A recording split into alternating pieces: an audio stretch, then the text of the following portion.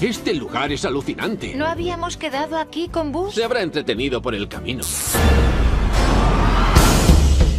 Mira arriba, chico espacial. Si crees que vas a quitarnos el puesto de mejor premio, te equivocas. ¡Totalmente! Ayudadme a salir de aquí. Eso está hecho. ¡De una patada! ¡Pam! ¡Toma ya! ¿Te ha gustado, tramposo?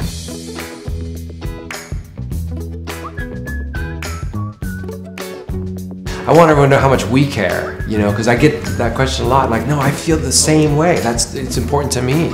You know, this is my life. These characters.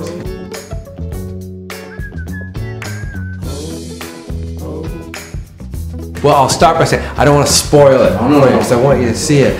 But I think there was a lot in those two, and certainly us working on the film in terms of the emotion. One of it was just getting to the end of it and getting to the end of this particular story and how long. There was just something about how long we've been with these characters, and I think for both actors, and you would have to ask them because I was there, and it was really touching.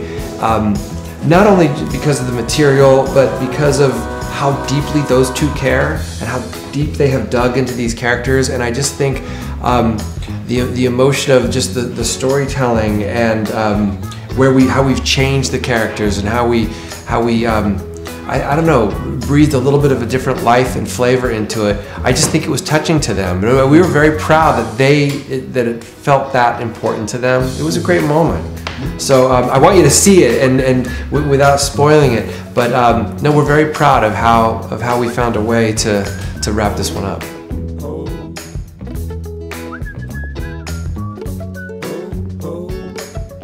Yeah, it evolved, and there's still elements of it. I mean, I wouldn't say there was a moment where we said, no, that's not the right way. I mean, I think because it started with this germ of an idea of Woody changing and Bo coming into his life, it just kind of naturally went to more of a love story form. I mean, all our movies, by the way, are unrecognizable from the first 2-3 versions. I mean, Inside Out was no different.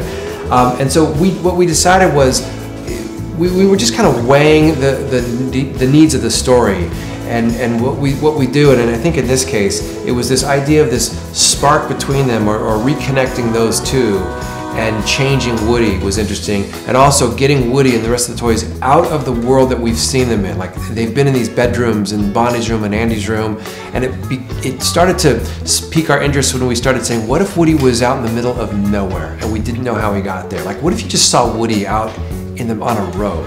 And that became interesting to us. And what if those two kind of concepts, I think, just started to meld together a little bit. So it ended up being kind of a little of both. But there wasn't necessarily a border where one was dismissed and one was in favor, if that makes sense. It's just such a long, creative, collaborative process that it just sort of evolved.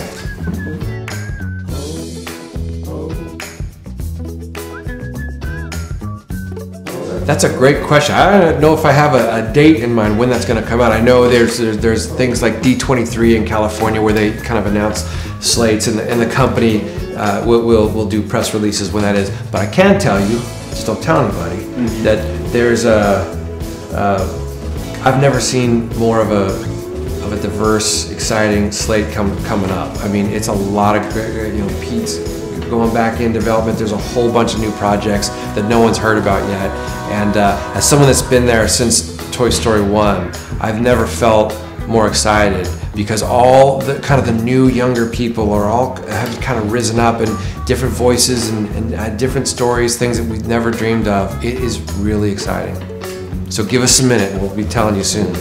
¡Hasta el infinito y más, mamá! Eso, espera, ¿qué? Sí. Eso no es así. ¿Seguro? No, no es así. Seguro que sí. No, deja que te enseñe. ¡Hasta el finiquito y pasa ya! ¿Pero qué quiere ¿Es lo que dice? decir? No, es lo que dice. ¡Hasta el infiernito y a bailar! ¡Hasta el tortolito ¡Hasta el fosforito! Chicos, no tenéis ni idea. Es hasta el infinito y más allá.